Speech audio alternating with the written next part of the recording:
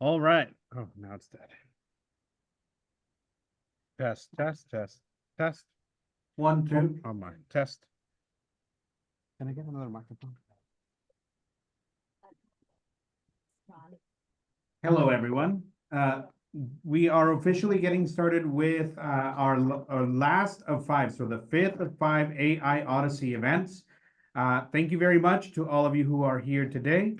We're very happy to have you. We have a guest presentation from Waymo, and we're going to kick that off pretty soon. But before we get started with the presentation, I would like to kind of talk a little about how,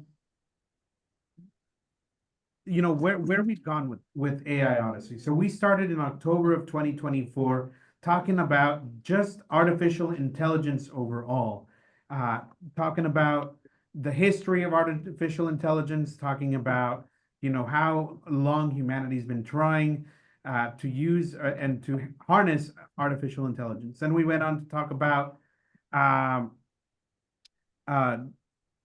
it's present in our daily lives in many ways. Some ways we already know and we expect, and other ways we don't. And we talked about that. And then we went on to talk about using artificial intelligence and more specifically language models to acquire new skills, to learn. And that could be for anything, professionally or casual, things like that. And then the last AI Odyssey we had prior to this one was about productivity in the workplace. So we talked about using artificial intelligence in the workplace in many different ways. So, and this event today is going to depart a little from that type of artificial intelligence. And we're going to talk a little bit about artificial intelligence in autonomous vehicles. So that's what today's presentation is going to be about. So I'm going to kick the presentation off by introducing our guest presenters. We have 3 guest presenters today. Give me 1 second here.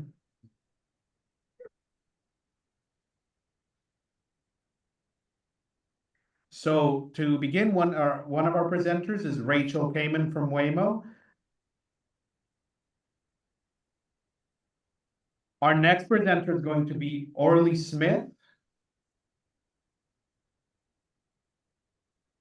And our third presenter is going to be Jack. So thank you to Waymo for coming to our presentation today and for joining us here at Lighthouse. So with that, I'd like to turn it over to Jack. I'd like to turn it over to Jack to get started with the presentation. So thank you very much. Jack? Right. Let me switch you over to... Switch over the slides here. Hi, everybody. It's my first time in this building, and it is gorgeous. Boy, it's really cool, and everything's so well designed, and it's been really exciting to be here. So thank you for inviting us. All right, let's see. Yeah, I'm going to try to keep my notes open. Let's see. Do you want me to approve requesting record this meeting? I'll say probably yes. All right. Let's oh boy. All right.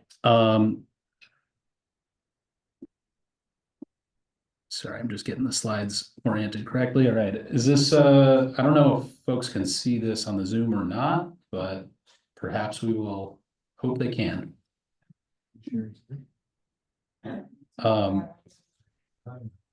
Yeah, I will also describe.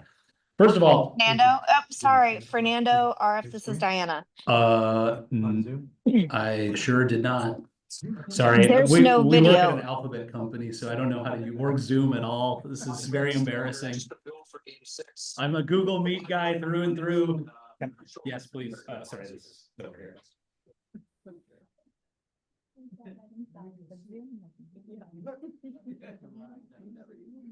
While we're getting it fired up, I can introduce myself a little bit. As I said, I'm Jack Wanderman. I'm a product manager at Waymo. My pronouns are he, him.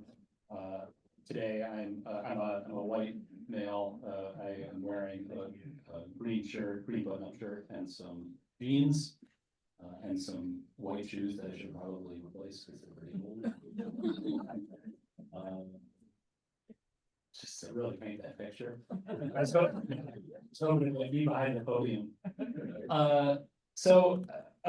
As we're getting the presentation queued up, I can give you some background on Waymo. That's really the first couple of slides, and they just show a nice picture of a Waymo car on them.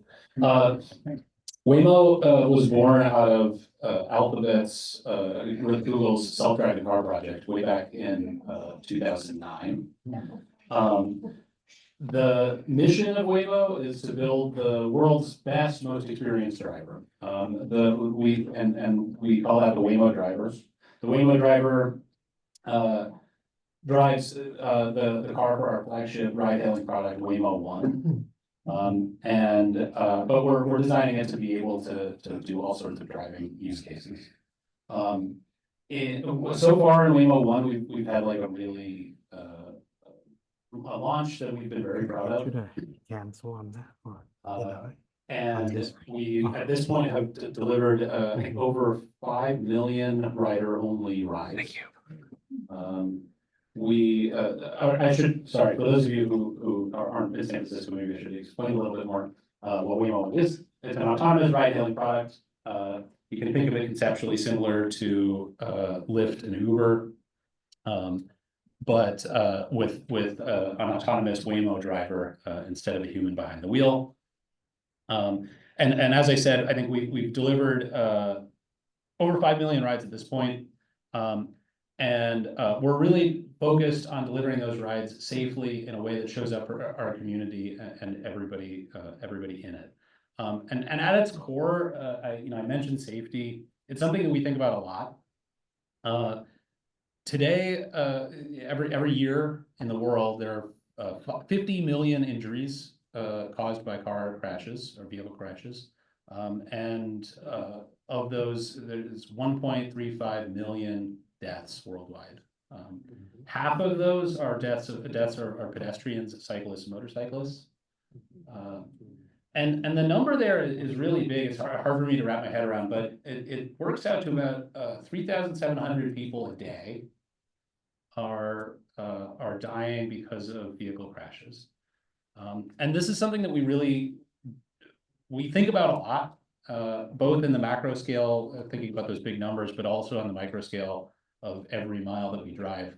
How can we deliver more safety to the roadway, to both other vehicles, but also to that 50% that is pedestrians, cyclists, and motorcyclists, and make sure they're not left out of the story. What we see in the human data is that large sections of that crash space are attributable to human inattention. They're attributable to speeding, to distraction, to drowsiness, to alcohol.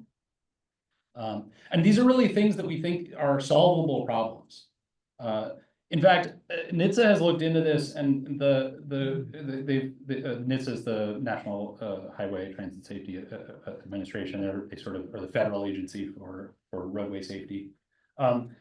They attribute the critical reason for a majority of these crashes is human error. And so there are other components, but human error is a critical reason for where all this is coming from. And this is where we think that we can really deliver vast improvement. We have a lot of experience doing this at this point. We've driven millions of miles on public roads, billions in simulation. Google's data centers are churning away all the time on making sure that the Waymo driver gets safer all the time. We've driven in 15 plus now, I think more than 15 different states. And what is that? Where has that gotten us? Well, it's gotten us a much safer driver. We actually just recently published our most recent safety data. And that safety data looked at 56 million rider-only miles that we've driven. so fully autonomous miles. In those 56 million miles compared to a human benchmark, we had 81% fewer airbag deployment crashes, 79% fewer injury-causing crashes, and 92% fewer crashes with injuries to pedestrians. So this isn't a small improvement. This is a huge, huge improvement, and one that we're incredibly proud of. But of course, you know, you may say like, well, you know, you came up with that benchmark on your own. How much should we trust that? All reasonable questions, though that study that I mentioned was peer reviewed, so you can go, you know, check it out for yourself. But in addition to that, we've looked at insurance claims, which is a really rich data source. We partnered with Swiss Re, who's this huge reinsurer that reinsures for a large number of auto insurers, and they have like this incredibly dense data set that is nice to compare to because it's really apples to apples. You can compare like exactly the same types of crashes. And in that data set too, over 25 million miles, 88% reduction in the frequency of property damage claims, and again 92% reduction in bodily injury claims. So it's safety performance that we're very proud of. There are a couple of videos. I'll narrate them for you. In the first video, the Waymo driver's driving along on a sort of arterial-esque street. There is a pedestrian riding a scooter ahead of us that is in the shoulder. And right at the last second, the scooter sort of hits a bump, it looks like, and they topple over in front of the vehicle. This happens very, very suddenly. And the Waymo driver responds to the scooter falling into the roadway by braking very hard and also swerving very hard to the left. It swerves into the next lane, which is open, and then ultimately recovers and continues driving on its own. For the eagle-eyed viewer, you'll also notice that it's using its turn signal as it does that. The next video it shows, this video isn't loaded. Well, that's okay.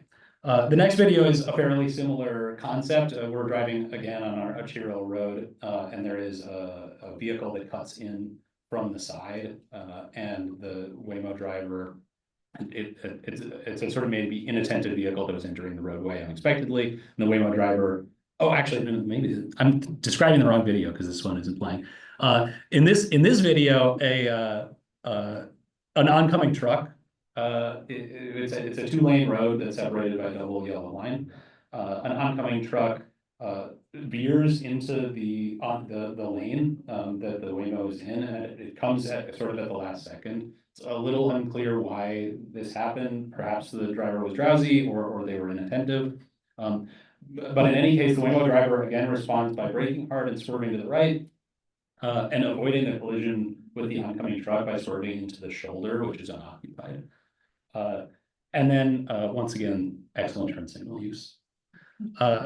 These are of course anecdotes, but at the scale that we're driving, we see these a lot.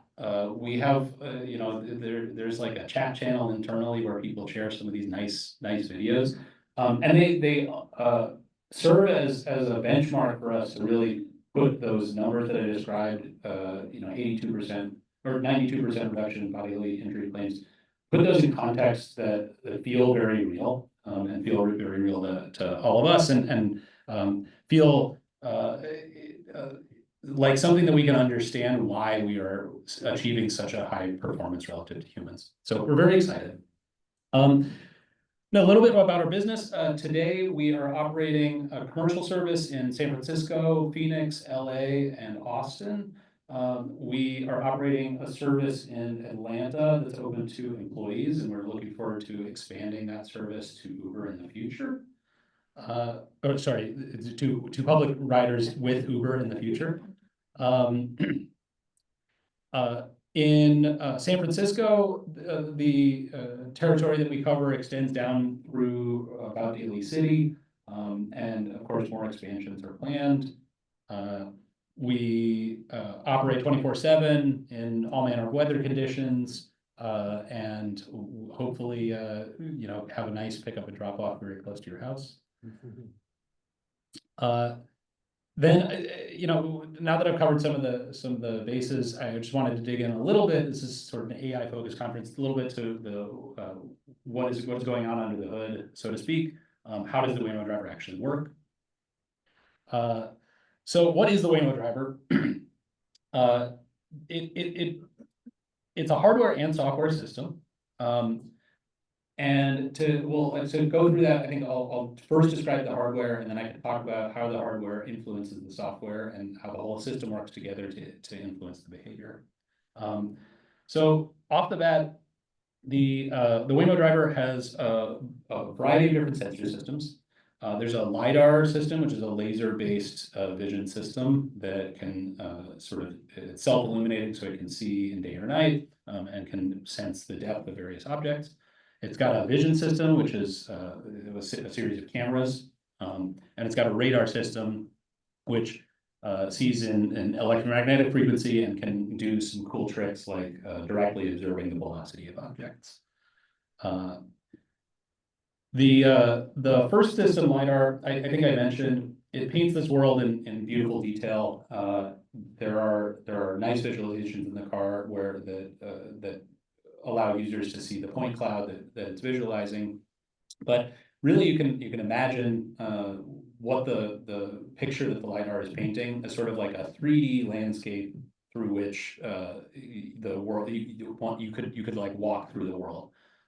It isn't just a 2D image; it has depth, and it has like a texture to it because it has intensity readings. It's a very rich sensor modality, and as I said, it sees in the dark, and it has its own light source, which means that sort of every object has its own reflectivity and is represented in its own way, and it isn't as sensitive to some of the environmental factors that cameras are sensitive to.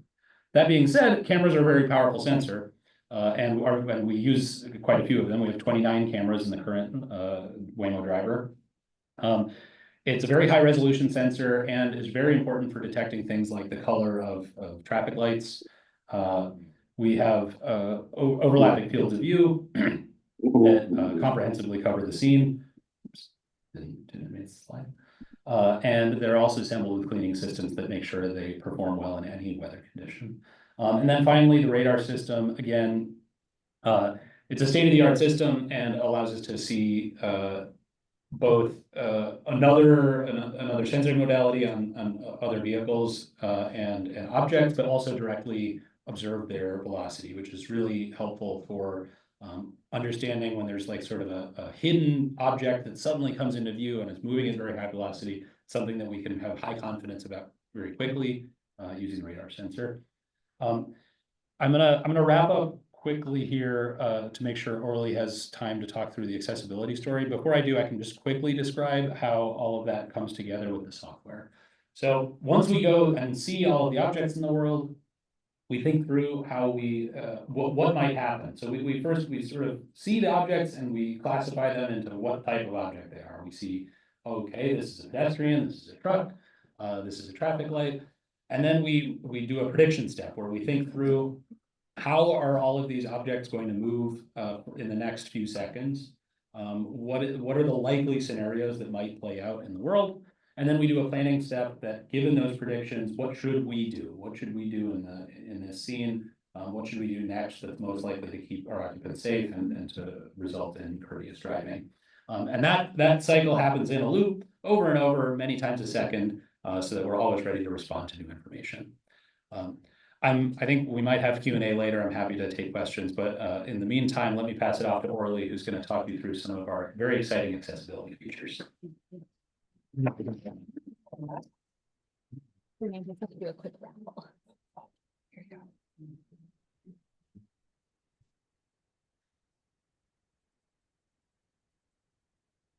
go. Yeah, sure. All right, everyone. So before Orly takes the stage, I'd like to do our first of a couple of raffles for those of you who are in the room. So, all right, let's do it. And this is Fernando speaking, by the way. So, all right, I have all the names of the participants who came in person here, and what I'm going to do is I'm going to pull out a name. We're going to raffle 2 items right now. And one of them is a pair of Meta glasses, Meta AI glasses. All right. And the other is a little bit of Lighthouse swag. So we have a Lighthouse water bottle for those of you who might want to collect some Lighthouse swag as well. So is everyone ready for the first name to be pulled? All right, let's do it. I'm gonna shuffle the names here. Make sure that any there. All right, so I pulled out a name. We have somebody who could read me the name here. So let me see here. The lucky winner is Marcel Evans. Marcel. Marcel, so you get the Meta glasses. $200. You want $200 there? Can't, no. Appreciate it. All right, so give me 1 second here. Wow. Appreciate it. All right, so there you go, Marcel. All right. We're gonna raffle one. We're gonna raffle one more item, and this is gonna be that piece of Lighthouse swag. Let me pull a name here. All right, let's see here.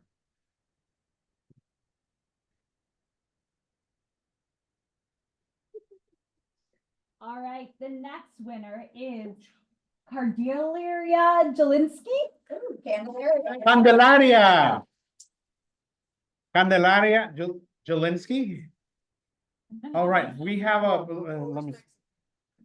Beautiful. Beautiful. All right, so you get the Lighthouse water bottle now. Give me 1 second. Need another water bottle. That's right.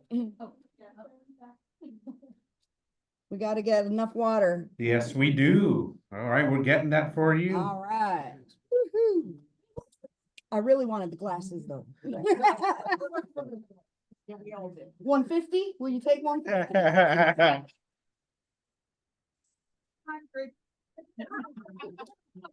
gonna get you 350 here in a minute. Do I get 300? Get one. All right, thank you so much. All right, thank you. So with that being said, I do want to let everyone know we will have a Q&A session at the end of the last presentation. So I presume there's many questions both here in the room and virtually. And we will get to those at the end. So thank you so much. Orly, you want to take the stage? Ready? I'm Orly Smith. I'm also a product manager at Waymo, and I focus on rider experience, and within that, accessibility, of course. I am brunette. Oh, my pronouns are she and her. I'm a brunette. I'm also white, and I'm very pregnant. Okay. Let's get going. Yes. Oh, yes. Can we go to the presentation here? Can I put it in presentation mode? Of course. There we go. And let's see. Is this a Zoom meeting? All right, are we good there? I think so. It wasn't in presentation. Can we also put the presentation on the screens in the room? They tried. They tried. We tried really hard. Difficulties. They tried for an hour. They tried very, very hard.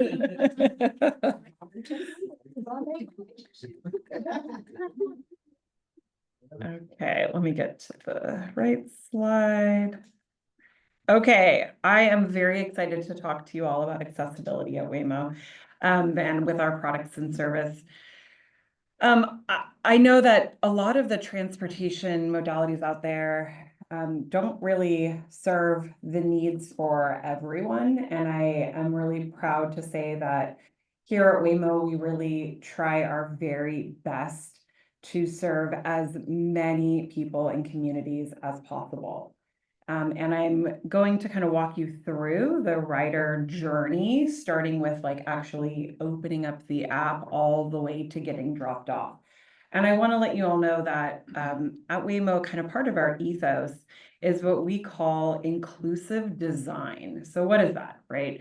That means that when we are building certain products or features, that we are taking into consideration as many types of people and communities and everything in between as we are trying to solve different problems or dig into opportunity spaces. And that is something that I think we at Waymo take very seriously and we're very proud of. So I am going to start with really as kind of a baseline, right? Screen reader support, right? That is very much baseline. We absolutely have screen reader support in our mobile app for both iOS and Android. Now, once you are in the app, pick up and drop off long walk warnings, right? This is one of the first features that I want to talk about. I know that getting to your car, what we call wayfinding, can be difficult for anyone. Honestly, a car is out in space and you're in space and you're trying to match yourself to this car. And so one of the things that we do is we want to make it very clear the options that you have for your pickup, and then understanding the kind of walking distance for your different options, right? There could be 3 or 4 different options. One option might be no walk. One option might be 4 minutes walking across the street, right? And we want to make sure that that is very clear so that you can pick the option that works best for you. In addition, within the mobile app, under account settings, we actually have an entire accessibility settings page. And there are a variety of different features within that. I'm going to talk about a couple of them. This first one I want to talk about where you can actually toggle on a feature that will always pick kind of pick that shortest walking time. So we call this kind of that minimize walking time. So shortens that walk to and from the car and avoids needing to cross the street. However, it's important to note that if we do that, your actual drive time might be a little bit longer, but at least you are reducing needing to cross the street and having to walk too far. So more features with trying to find the car at pickup. So adaptive app navigation is another feature that we have. So think of this like a compass, turn by turn walking directions. So it helps people to understand the distance and direction to the car using visual, audio, and or haptic cues. So it's a compass, but if you can't see the compass, it does have audio that will tell you where you need to go. And then the phone haptics is actually the phone vibrating. And so it will vibrate as you are getting closer to the car. And then when you are at your pickup spot where the car is going to come or the car already is, it will vibrate very, very heavily and let you know that you are there. In addition, purpose-built sounds. Again, this is another wayfinding feature, helping you get to the car. We have 2 separate sounds. So you can honk the car's horn. So wayfind your way to the car honking, or we also have a melody. So it's like a little tune, and you can play that over and over and wayfind. If you don't want the horn, you can kind of wayfind to the car with this melody. I will say that the honking horn is louder than the melody because that horn is very loud. It's, as you know, on any regular car, where we are restricted slightly with the speakers, the external speakers for that melody. I think what's also important to note, though, is that you cannot honk the horn or play the melody until the car has actually gotten to the pickup spot. As you can imagine, for a variety of different reasons, there's not going to be a bunch of cars driving around honking their horns and playing melodies. So these buttons in the app will be grayed out essentially. So it's kind of grayed out, meaning they're non-functional. And then as soon as the car is actually at the pickup spot, the buttons become functional and available for you to use.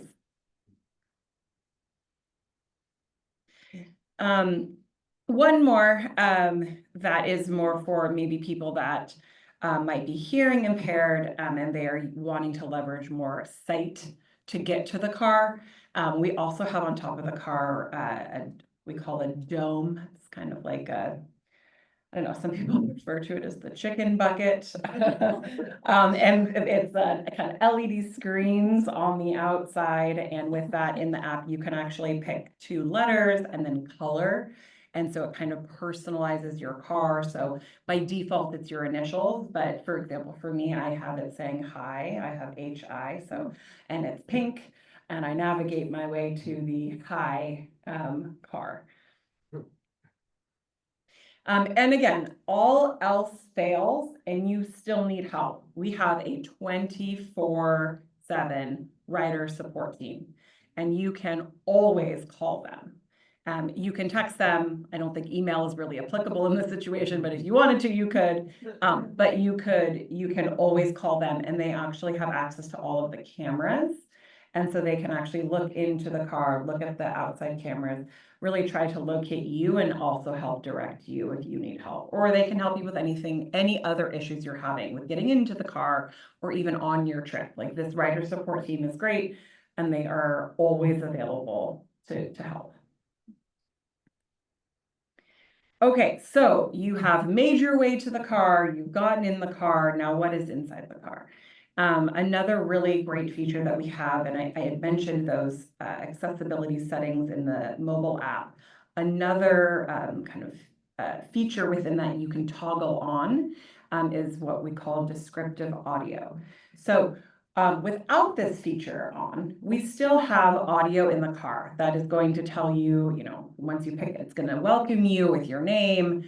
You know, it's going to say, hello, Orly, good afternoon or good morning, happy Friday. And then it's going to talk to me about where am I going, what's my destination. And then along the trip, if there is anything that is important to talk about, maybe there's maybe we're yielding to, well, I was going to say yielding to a pedestrian, but that's actually for this special feature. But there are certain notifications, like upon arrival, it's going to say, you know, you're about to arrive and, you know, 5 minutes and some details. We try not to kind of be too intrusive. However, if you would like us to be intrusive and you would like your trip narrated, because you maybe can't see the screen with the 3D scene that Jack was referring to, you can turn on this descriptive audio feature in the mobile app settings. And then we will not narrate your entire trip, but we will narrate a lot of your trip. And we will talk a little bit about, you know, we're yielding to this pedestrian, or we are, you know, we're stopping at a light, we're going on the street. So we will kind of talk about the trip. Okay, now I want to talk a little bit about our WAVE service, which is our wheelchair accessible vehicle service. So if you also go into the accessibility settings, you can toggle on the wheelchair accessible vehicle. And what that means is it is not a AV, right? It is not an autonomous vehicle. It is not one of those cars. It is actually, we work with a partner here in San Francisco, and they actually have vans that are wheelchair accessible, and there is a driver with them. And then that driver is trained to help, right? So that this is for folks that would like an actual human assistance. If you are in a wheelchair and you have someone with you, and your wheelchair is like a folding wheelchair, or you can do that yourself, you can still take the AV and the trunk will fit a folding wheelchair. But if that is not what you're looking for and you would like assistance, we do have this wheelchair service that you can hail directly from within our app. It is available 24/7. We have, it is everywhere where the Waymo vehicles go. We also have, that's where we serve. We have 2 cars available during the day, 1 car available at night, and again, 24/7. And then I want to touch a little bit on our, what we call the Trusted Tester Research Program. And as I had mentioned, kind of part of our ethos as we build our different features in our products is kind of thinking really through this inclusive design, right? And making sure that we're building things that work for everyone. And so part of that is the other part of our kind of ethos here at Waymo is research. We have been doing research since the very beginning. And part of that research is leveraging this pool of people that we call trusted testers. You can think of them as like beta testers. And these are people who have really raised their hand and they have said, I want to be part of early studies. I would like to volunteer to test features early and give feedback. I would like to do surveys, right? Like these are people that are really wanting to make our service even better. And something that I think is really great is that we have ensured that this rider base is really pools from people from all different types of diversity and community and disability. Really, it really is across the gamut. And we even, as recently as I think it was maybe a month ago, we expanded this group to several thousands more people across in every single geo. And so this is what helps us to ensure that when we're building features, like for example, those wayfinding features, that we have people that we can call upon that are eager to help and test these features and then give us feedback so that we are constantly improving and innovating to making sure that we are building everything that can serve everyone. And now I'm going to pass it over to Rachel.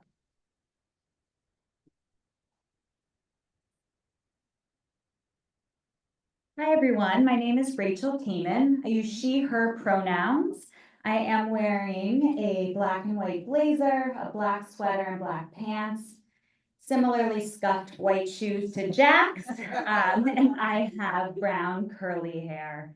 I'm on the public affairs team at Waymo, and what we specifically do is things like this. We have the great honor of partnering and collaborating with the community, with incredible organizations like LightHouse for the Blind, and making sure that we're building community, serving the community, and really giving back and being integrated into the community as best as we possibly can. So I'm going to share just some of our community highlights, ways that we've worked with Lighthouse over the years, and talk a little bit about how people living with disabilities and disability advocacy orgs have been at the core of everything that Waymo has done since our inception. Here in the Bay Area alone, we're currently partnering with over 85 nonprofits and disability advocacy organizations. That is a lot of organizations, and we're really focusing on the quality of these partnerships, right? Making sure that we're really able to connect, get to know each other, share our technology in meaningful ways, focus on public education, right? Having the opportunities like this to come in, connect with folks, give a presentation, but also stick around, get to meet people, answer questions, engage. On the public affairs team, I practically feel like I have the honor of working at Lighthouse for the Blind, how closely we've all worked together over the years. And I hope Lighthouse likes that as much as I do. So really, really trying to do good and be good neighbors as best as we can. And how we do this takes a few different shapes. So first and foremost, of course, is the philanthropy and just making sure that we're helping to sponsor events in the community and make this wonderful tapestry of nonprofits and disability advocacy orgs do the good work that they do. And we're able to help that by providing funding and being really strategic and making sure, especially during these challenging times, making sure we're really showing up and helping these organizations thrive. We also have a volunteer culture integrated into our team at Waymo. So employees are encouraged individually and as groups to volunteer in the community, get out there, give back. And a piece of that isn't just the actual volunteer time. Of course, we want to make sure that we're giving back and helping organizations out, but also learning about all of these wonderful organizations in the San Francisco Bay Area, connecting with the community, and so on. We also use our vehicles to help nonprofits do deliveries. Most organizations have a very lean transportation budget if they have one at all. And we're able to use our vehicles to help nonprofits deliver things, right? Just help get goods where they need to go. So we do, for example, a lot of activations at back to school time, helping to get backpacks and school supplies to, various San Francisco Unified School Districts around the city.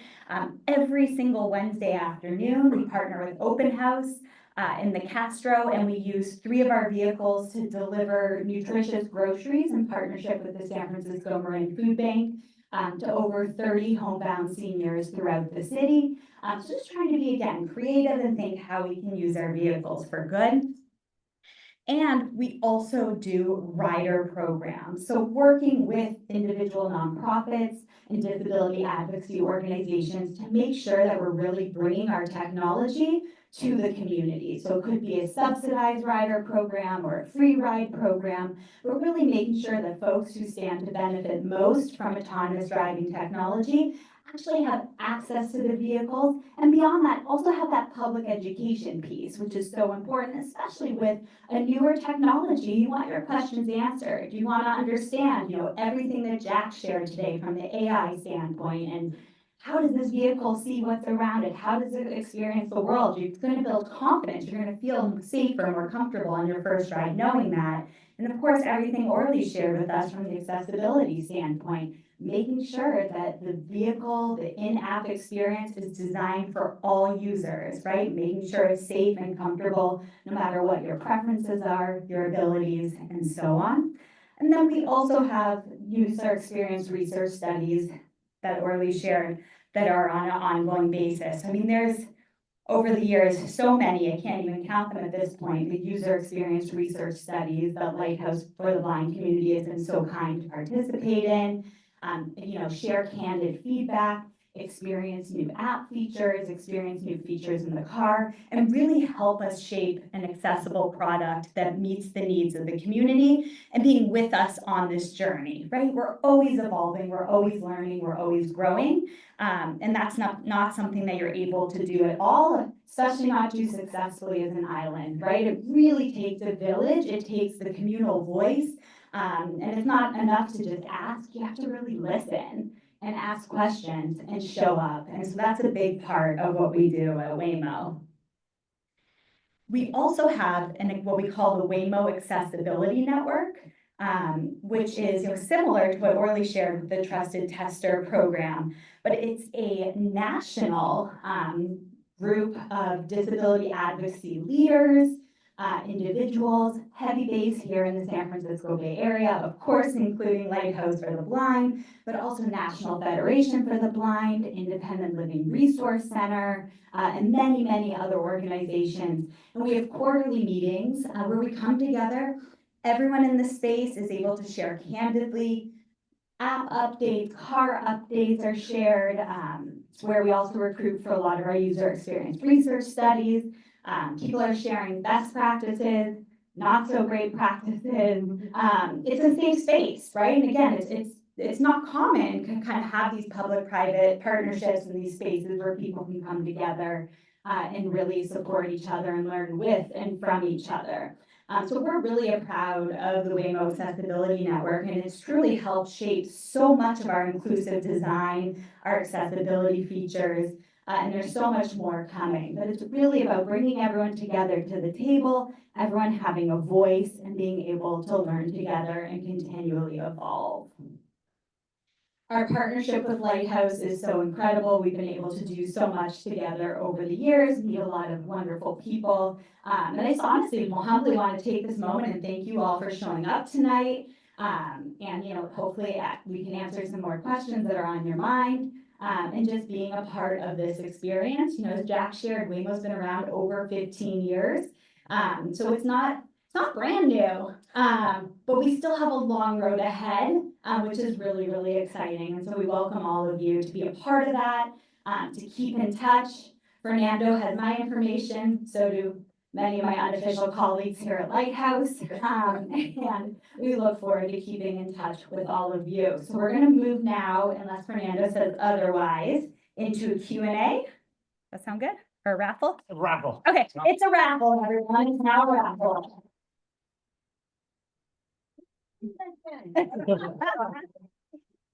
I'm here for now. Test 1, 2. All right, this is Fernando, and I'm here to do another one of our raffles. So this time, we're going to start off with the water bottle. Who wants the water bottle?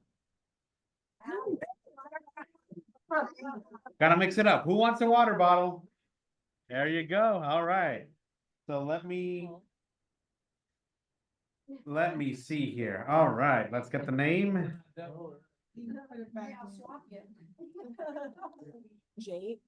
Jaden Young. Jaden Young, you get the water bottle. All right, so that is the one. Jaden, you want to come up for the water bottle? Oh, Jaden, what about it? Oh. There you go. All right. Fernando, can you throw in the impromptu prize? Yeah.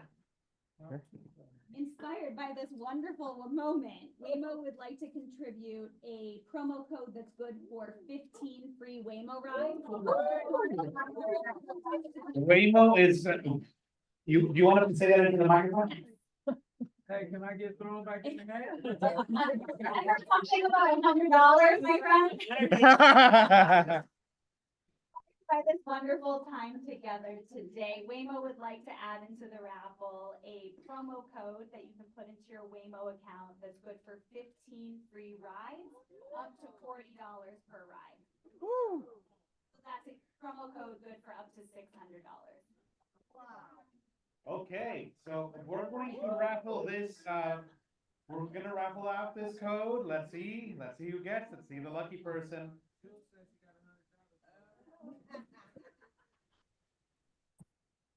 Ethan's wife. Ethan's wife, okay. Ethan's wife, you wanna come up here to collect? He's not here, so you. Not here. Do you want to raffle? Do you want to do another? Ethan's wife, are you here? I guess they're not. Okay, so then we have to unfortunately move on to the next name. What about those Maybe on Ethan can the win it. webinar? All right, let's raffle. Let's pull out a name. Let's see. Those have $100 of Marcel's money. All right. Drum roll, everyone. Daisy Soto. Daisy. Oh. Okay, again. Daisy, are you here? No? Okay. Alrighty. We're doing this one more time. Kit Lau. Kit Lau. Kit, come. You got the, okay. One is, Rachel. okay. Perfect. So Kit Lau has won the promo code. That's awesome. Oh, And I actually didn't mention this in my presentation, but all of your dogs are welcome to ride. I shouldn't have mentioned it, sorry. no, yes, No drivers to review. Dogs love it. yes, they do. Here's what we're gonna do. We've already raffled off 2 items this time. So now we're going to do the Q&A. And we're saving the last pair of Meta Ray-Ban glasses for the end. There's still time to put my name. Not just name, but your coworker wanted to share that there is a lot of questions. So I don't know if you want to take those or. Yeah, so we're going to, yeah, we're going to take some questions from the Zoom. And Do you want us to read them? so, yeah, let's, You want us to take them? sure, let's, since they're probably for the Waymo team, why doesn't the Waymo team take? So we're gonna stop the screen share and we're gonna go from there. Give us a second here.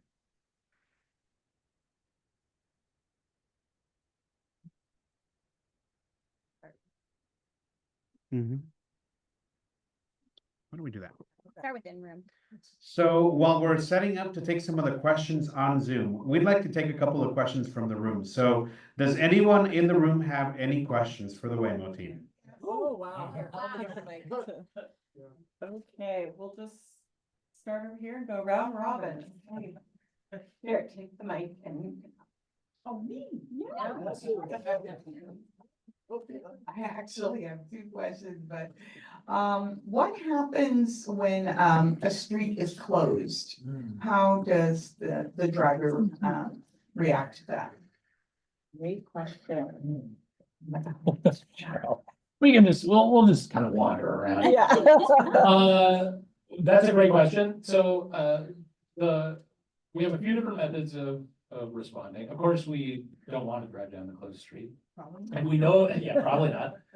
If we know it's gonna be closed ahead of time, which we often do because, people publish, say, a schedule of some special event, or the city publishes some information about when they're going to, close the road, then we close it preemptively so that no cars ever need to encounter it. But often, the city of San Francisco isn't like perfect at letting us know when they're gonna close a road to maybe change a water main. So we also have, onboard, on the vehicle is able to detect, kind of the signs of road closure, cones, caution tape, people waving their arms. And it understands that those things mean it's a road closure and dynamically will reroute, even if necessary, it'll choose a different destination.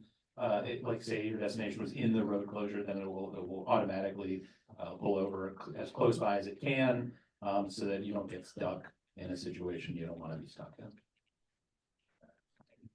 Next question. I'm just gonna kind of like go clockwise, so if the people on the other side of the room feel bad, I will get to you, I promise. Is your app allow for changing languages if you want to choose another language? Yes, we do have a couple of languages and it is something that we want to expand, but today we also support Spanish and Mandarin. All right, more questions. Okay, we got one right here. So if there was an accident all of a sudden, will they be able to reroute and still get you to your destination? Yeah, so collisions do happen, it's a dynamic roadway, a huge number of our collisions are really just, we're stopped at a red light and somebody comes and bumps the back of the car. But we, depending on the severity of collision, we can sometimes leave, otherwise we have a fleet of humans that can come inspect the car, make sure everything's safe, and then get you where you're going. So we always try to deliver our passengers to where they were going, even if something bad happens like that. All right, other questions? This is RF in the Zoom. There are a few people with questions in the chat, and You had mentioned.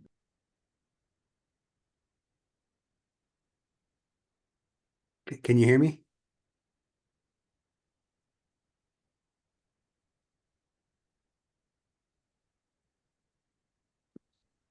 We hear you on Zoom, but the room went away. Yeah, that's what it sounds like. Looks like they muted themselves.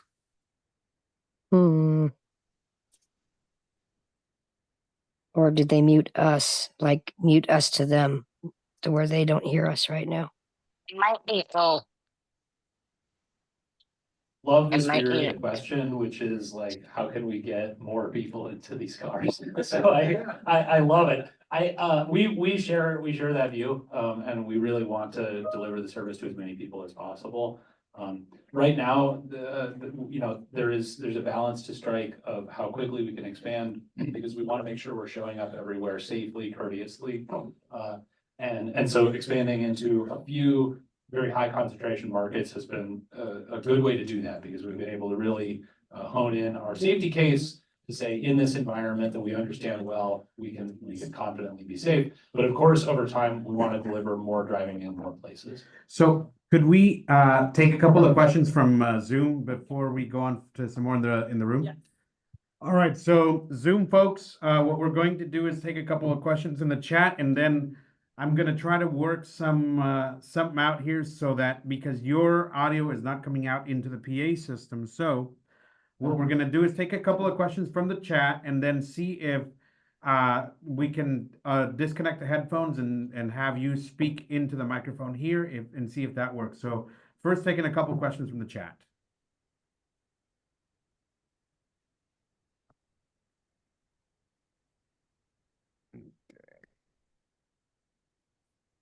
Do you want me to read the question? Go ahead. So the first question, does an ETA exist for Waymo to expand access down to the peninsula, the Redwood City area? What about San Jose? So, We're working on it. Yeah. Actively working on it, Yes, coming very soon. Yeah, we're marching our way down south. I don't think I can share specific timelines. Does weather ever restrict service? In very rare cases, yes, there are sort of limits, but we know that it's extremely important for our riders to have a reliable way to get around, and that they can't be like, oh, well, there'll be too much rain. So we really push the limits very far. There, of course, like in a sort of really intense freak natural disaster type situation, probably nobody should be on the road, and so we also don't want to be on the road in those cases. Will this recording be available later, Fernando? The answer to that question is yes, it will. It will be available later. And were you saying this microphone isn't going to the Zoom? So the Zoom, the PA isn't connected to the Zoom at all. Oh, should I be speaking to the other microphone? No, so they're, yeah, all of them is the same thing. So what we want to do is speak loud so that the speakers on the computer can pick up the sound. And Okay. Yeah. Should we unplug the headphones? let's unplug the headphones for those who want to ask questions vocally. And then Keep going. With these. There's a couple more. yeah, I'd address those and then we Okay. can go to some of the. For Rachel, for the accessibility network, how does an individual or organization get connected with the network?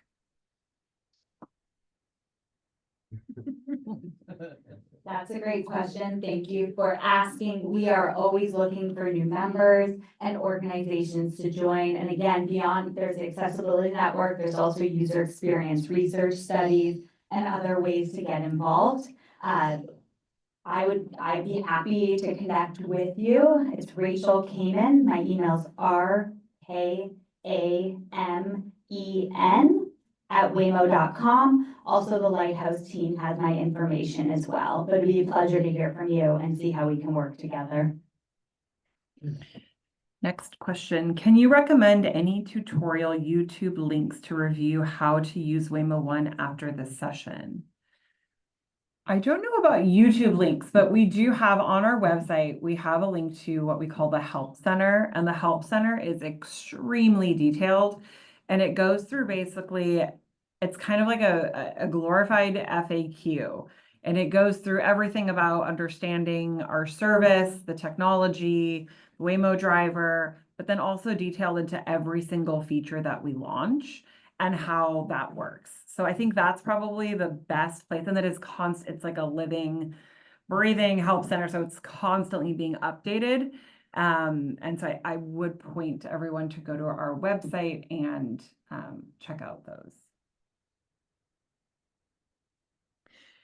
Then there's a question, wheelchair meaning power and manual or just manual? I'm assuming this question is asking, well, I'm not sure exactly what this question is asking, but I will say I'll answer in the best way that I can. If you have a folding wheelchair, and you can fold it yourself and get it into the trunk will fit a wheelchair. And then, or maybe you're traveling with someone that can help if you need assistance. If you have a power wheelchair, or if you need assistance and you're traveling alone, then we have that WAVE service, the wheelchair accessible van. And as a reminder, you use the mobile app, you go into account, into accessibility settings, and you toggle wheelchair accessible vehicle on. And then when you hail in the mobile app, hail is putting in your pickup and your drop off, that van is what will show up instead of the AV. I hope I answered your question. Oh. Let me just okay, so to those on Zoom, unfortunately, we can't get a microphone close enough to the computer to reliably hear you audibly ask a question. So what we'd like to ask is that you try, if you're able to, go ahead and type your question into the chat, and we will address it the way that we have been doing so as of now. And that'll be the easiest way to go. So again, if you have a question on Zoom and you're raising your hand, go ahead and pop your question into the chat, and we will address it there. Because we can't get a microphone close enough to the computer speakers to reliably hear you ask your question. Thank you very much. That is an inaccessibility issue for some of us. We can hear. Okay, well. All right. So my question is, since I just popped in here, and I'm sorry about that, but my question is, I wrote one ahead of time about the horn, which was partially answered. Wish I could hear the melody to see how much softer than the horn it is. But I was wondering if we could ever get to a point where we could choose what our music would be so that it could be as loud as a horn. Because honestly, out in the streets, that's very important.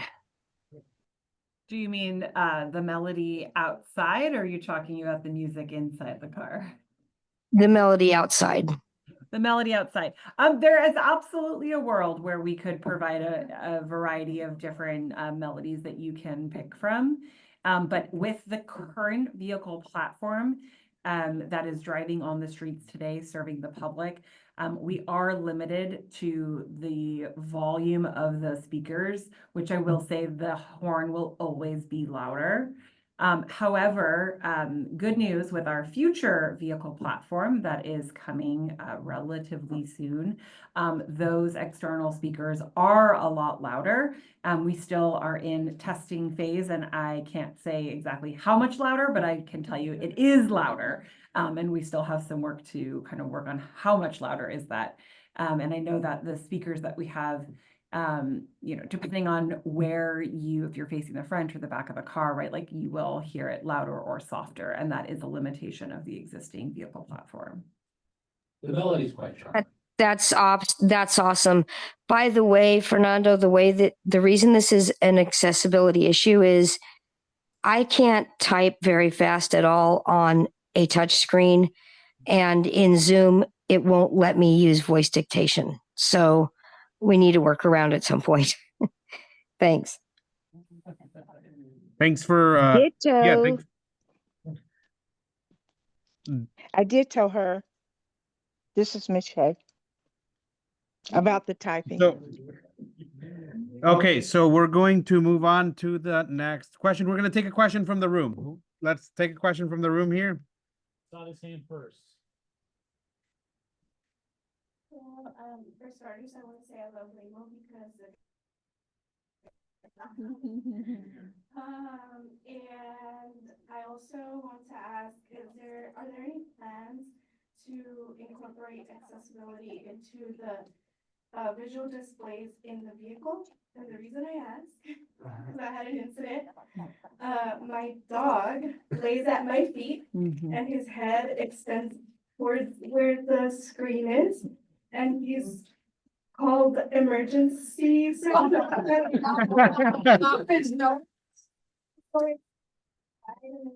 Wait till we get clear 10, 15, 20 minutes, and then we can continue on with our ride. So during the time, there's nothing I can do. I just wait. But I mean, customer support has always been superb. No complaints there, it's just, a little hold up in the way. Or if there's a way to lock the screen so my dog doesn't activate it, or my 4-year-old somehow. That was my question. Thank you, that's a great question. Yeah. Or at least got this. Honestly, that's just really great feedback for me. So, there isn't anything that's in the works for that right now, and I really appreciate that feedback because that is something that we can invest in and do better. So thank you so much. 4-year-old and dog locker. Certainly, you had a question as well. Yes, my question is scooter rider. He's injured, does the car keep going or does he call an ambulance? This is a great question, and it's actually something that we think about quite a bit. Yeah, Could you repeat the question Oh. just so that it's audible to those on Zoom? of course. Here, let me hold the microphone so you can ask it again. My question was the scooter rider.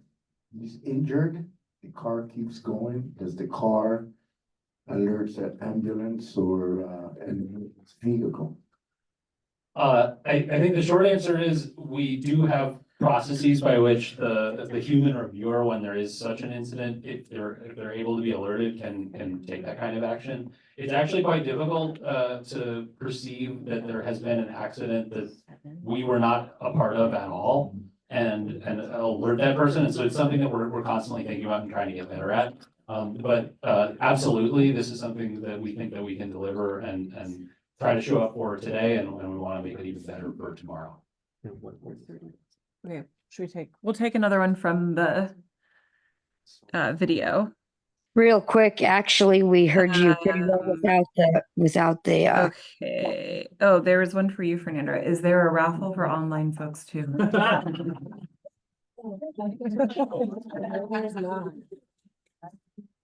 All right, let me address that question. 1, 2, let me address that question. Unfortunately, there is no raffle for online participants.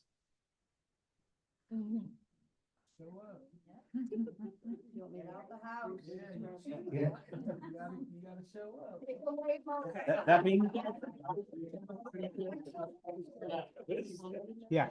That being said, for those of you in the room, Summer has an announcement for you right here. You get a picture. There are a few local places that are pretty excited that we're hosting these. This is the 5th of 5. So congrats to Fernando for doing this. We also received, there's a comedy madness jam of stand-up comedy tomorrow evening at Cobb's Comedy Club. We have, if anyone's local here, we have 8 tickets that are up here. All right. You're local, you got 2 reserved for you right there. That's 1 set. All right.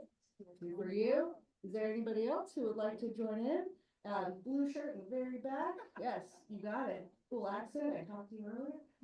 And we have 4 that are up here. So I'll bring those 2 to you guys. And at the end, if anyone wants them, enjoy. They're normally about $30 a ticket, and it's always entertaining. So. Awesome. Thank you very much. Thank you. Thank you. Let me take one more from the. We'll take one more from. In the room, I'm happy to stay around as long as you want. If you have questions that don't get it. Okay, Jack, this one's for you. Is the Waymo able to see wheelchair users? Yes. Or lower underneath people of things? Or lower underneath people or things? got it. Yeah, I think I understand the spirit of the question. Yes, absolutely. Not only do we see users in wheelchairs, but we sort of understand that they're in a wheelchair, that they might need additional buffer or space or time, and we try really hard to respect that. So yeah, it's something that we think about a lot. We want to be, as I said at the beginning, a safe driver for the whole community and really protect those pedestrians, cyclists, and motorcyclists, and users of wheelchairs are in that group, and they're users that we particularly want to make sure that we're caring for quite a bit. and being aware of the way in which they move around, predicting them correctly and giving them appropriate space. Let's take another from the chat. Another question. Okay, sorry, I'm trying to find new ones. Okay, what is your ballpark viewpoint on autonomous vehicles being commercially available to the general public for purchase? Ballpark viewpoint, eh? Ooh, boy. I'm just gonna get me in trouble. We wanna make the entire roadway safer. Ride hail is a big part of that, and we feel like we're really making an impact. There are a lot of miles that are driven by personal car owners, and we would love to make those miles safer also. Today, I believe we actually do. When we make the road safer, not only for our occupants, not only for the pedestrians and cyclists, but also for the other road users that are in other vehicles. But I think we can do more, and of course, this is always something that we're looking at. And we did just announce publicly, we didn't announce a timeline, but we did announce a partnership with Toyota for personal car ownership. But again, no timeline, just announcing this partnership that we are working with a vehicle platform company we call OEM to do this. Maybe one day. I asked that question. I want one too. What is the typical wait time for a pickup?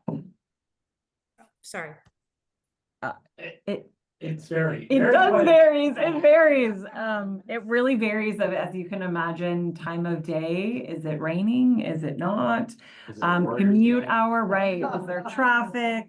Where are you getting picked up in this city? Are you like at Fort Funston and, or are you in the middle of, the Mission or Marina, right? Like there's so many factors.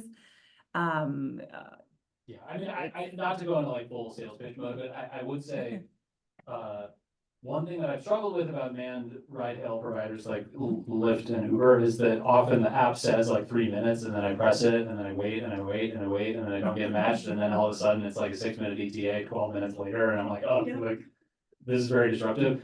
Waymo, in my experience, when it says like I'm gonna be here in 8 minutes, it's there in 8 minutes. And I really appreciate that consistency. Right. Mine said 17 minutes and it took about that. I think we got to all the questions in the chat. If I missed it, please, I'll scroll back up. We'll take another one in the room while I just double check. Okay. Let's take a question in the room. Who has a question? I have 2 questions, one for beginning ride and one for ending ride. For something like Uber, if I happen to really struggle finding my car, they start docking me and adding like money to it and all that stuff. Like, how do you guys handle that if I'm taking a little bit longer trying to find my car? And then also at the end, if I'm noticing that maybe it's circling a black lot and it's confused, is there a panic button to make the ride stop? Yeah. Okay. So for the first question, unless things have changed, I believe, don't hold me to this, but I believe Uber gives you 2 minutes. We give you more time. And if you need more time, you can always contact rider support and tell them that you need more time and they can extend the time for you. We also are, we're working, I don't know if it's shipped to the public yet, but we are working on a feature which will allow you to, we would love to ship a feature which would allow you to extend that time if you need more time. But I think right now the best bet is if you need more time to contact rider support and they can absolutely extend that for you. Your second question. So when you are riding, we do have, it's not a panic button. It is a pullover button, right? We want to remove, like, the whole point of us being smarter than human drivers is like not interjecting like human driving capabilities because the technology is much smarter than humans. So what you can do is there in both the mobile app and on the screen, there is a pullover button, and that will, once you pull that, you press confirm, in case maybe your dog's nose tapped it. So there is a confirmation. Are you sure you want to pull over? Yes, I want to pull over. And then the car will find the closest spot possible and pull over. And again, it is trying to be smart here. So there could be times where it pulls over literally in like 2 seconds. But if this is not a good place for it to pull over, it could take minutes to find the most appropriate, safest spot to take you.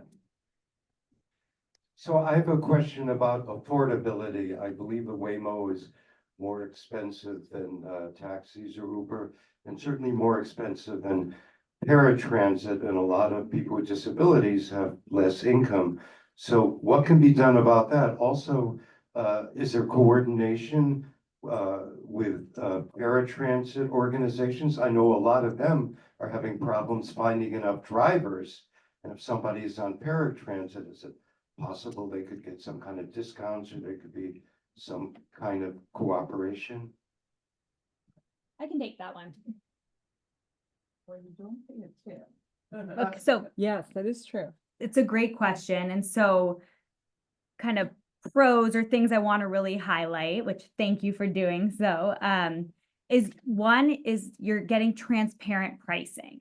So what is listed in the app is what you're going to pay. So there's no, there's no additional, if your route took a little bit longer or you took a little bit longer to find the car, what is listed is the price you're going to pay, and you're also not tipping. So we just say transparent pricing. You know your ETA and you know what you're going to pay, but that's not answering exactly your question. I know that. We're working hard. So ultimately the goal would be to be able to, use SSI and transportation stipends and additional funds that are out there. We're not there quite yet. In fact, we talked about this before, but Lighthouse for the Blind was one of the first organizations to eagerly want to, partner in that capacity to help build transportation stipends. What we have now are working with our nonprofit and disability advocacy partners. And I understand this doesn't scale across the Bay Area or across the country for that matter, but we have our subsidized and free ride programs that we run with our partner nonprofit organizations to support specific events, programs, workshops, anything where there's a really significant barrier that's leading to, employment tardiness, truancy, a lack of being able to access the pharmacy or vital doctor's appointments and other medical services, and really working together to tailor those programs. But at scale right now, those are just with our nonprofit partners. But we're very mindful of the need to be able to sync with SSI and other benefits that are available to make rides free or subsidized.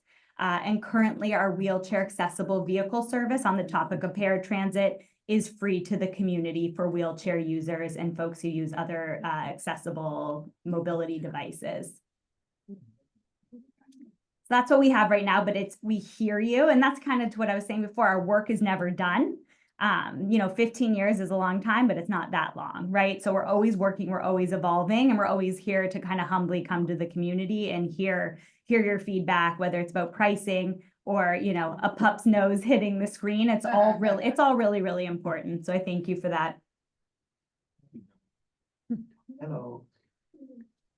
I'm wondering, the short version of my question is, does the Waymo vehicle have blind spots? The more detailed version is, how good is Waymo at avoiding things at ground level, like small cats, dogs, toddlers, pigeons? Really good. We're really good at it.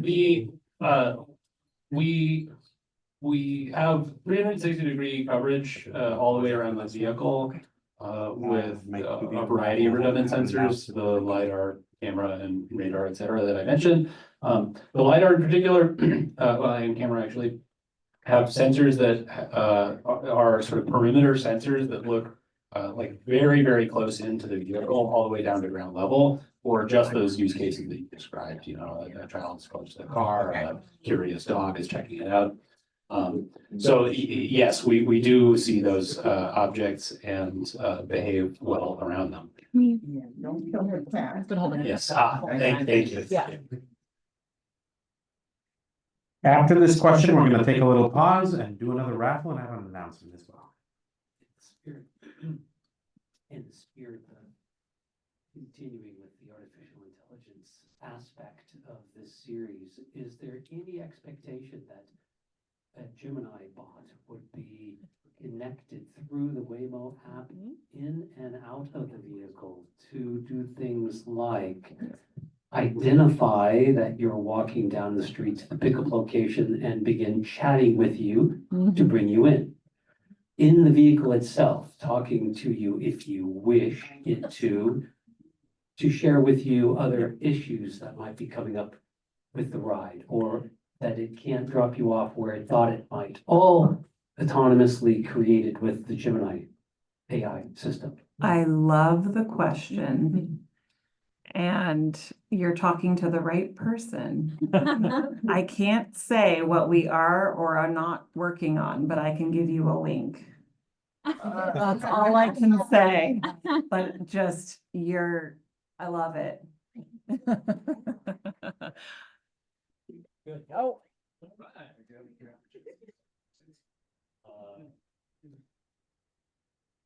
All right, we're going to pause here. It is 7:22. We're going to do the other raffle for the remaining Meta glasses. Who's ready for that? But before we proceed with the raffle, I would like to mention at the beginning of this presentation, I started to recap what we spoke about during our other 4 AI-related sessions. We started this in October. They've been an incredible success. This has been an amazing journey that we've gone through. Thank you to all of you who have joined us in person. Thank you to all of you who have joined us on Zoom. And this could not have been possible without the Peninsula Endowment Foundation. So the Peninsula Endowment Foundation is the foundation that funded this series of AI workshops. And we're happy to say that this was a wonderful success. The community loves it, and we can't thank them enough. So thank you very much for that. That being said, we're going to continue, we're going to do the last raffle, and then we're going to close out the Zoom, but we will be here chatting with those who remain in the room with us. So who's ready for the last raffle here?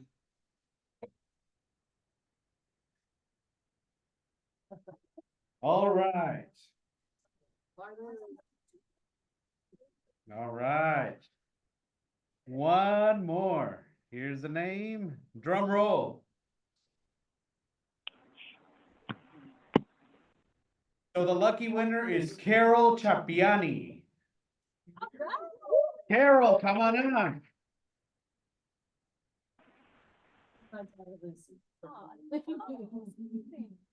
All right. Wow. Here you Thank go. so much. Thank you very much. Wonderful. Thank you so much. And again, thank you very, very much to the Peninsula Endowment Foundation. This was an incredible success. We're very happy that we were able to make all 5 of the events in this series happen. Thank you to everyone, and thank you. Give Waymo a round of applause. All right. With that, we are going to wrap it up. And we will be around here to answer any questions, chat with you if you have any further questions. Thank you very much. Thank you, Fernando. That was so awesome.